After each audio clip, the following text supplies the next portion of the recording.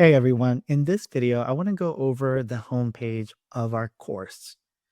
Now, the homepage during the first week or two of the semester will look something like this. It will have some kind of welcome message related to your course, so pay attention to the information there based on whatever course you're taking with me and whatever semester we're in. And then if you keep scrolling down, you'll see more information about myself, including an introduction video, and then how to connect with me, which I talk about in another video. So I'll skip over this. So again, pay attention to the information in the current semester in your class with me.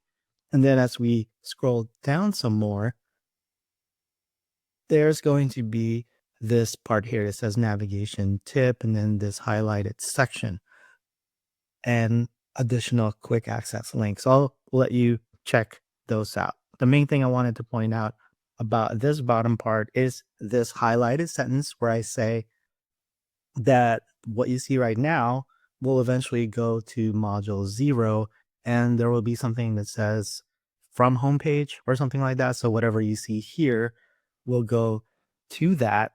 And then moving forward after the second week of classes, typically when you go to the homepage, it will just take you directly to the modules page to where it'll look like this when you go to the homepage, except it will show the 3 most recent announcements at the top, which is how it's set up right now.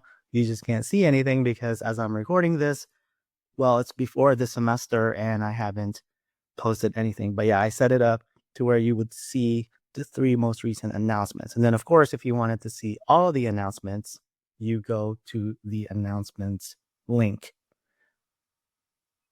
A couple more things I want to show about the homepage that I think are really cool are the to-do list and then also the course calendar. And starting with the to-do list, as you can see here, it shows you what you have going on, like what's upcoming.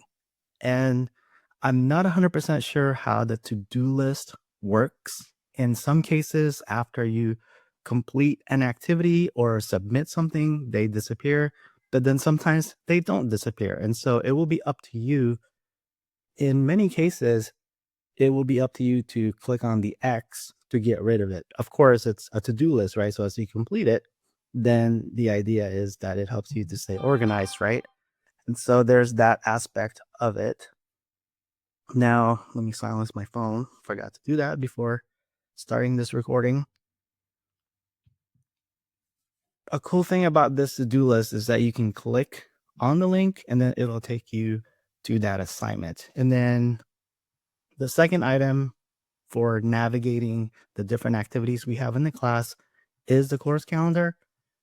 And it will have the same information that is covered by the to-do list. And in the calendar, you can click on the item and you can access the assignment that way or see more information about it. And the thing about the calendar is what you will see here will depend on what I have published. So depending on how much I've made available, well, that's going to limit how much you can see. So like in this case, for example, it only goes so far. As you can see here, there's not a lot of information for July. So it will depend on how much has been published depending on the time of the semester. In any case, this is another way to access the different activities we have in class. It shows you the different activities and when they're due. And another way to take a look at your course activities for the semester is Simple Syllabus. Now, Simple Syllabus is new for everybody starting the spring 2026 semester.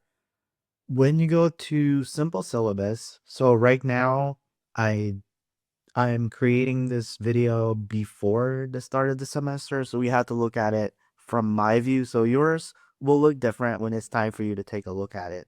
But when you click on Simple Syllabus and scroll down far enough, you'll see that I have a tentative course schedule. And also somewhere in this course syllabus, I do mention that items in the syllabus are subject to change. Now, of course, whenever I do make changes, that's going to be communicated with you. And really, the most typical kind of changes that happen would be any typos or mistakes within the syllabus, like policies and stuff like that.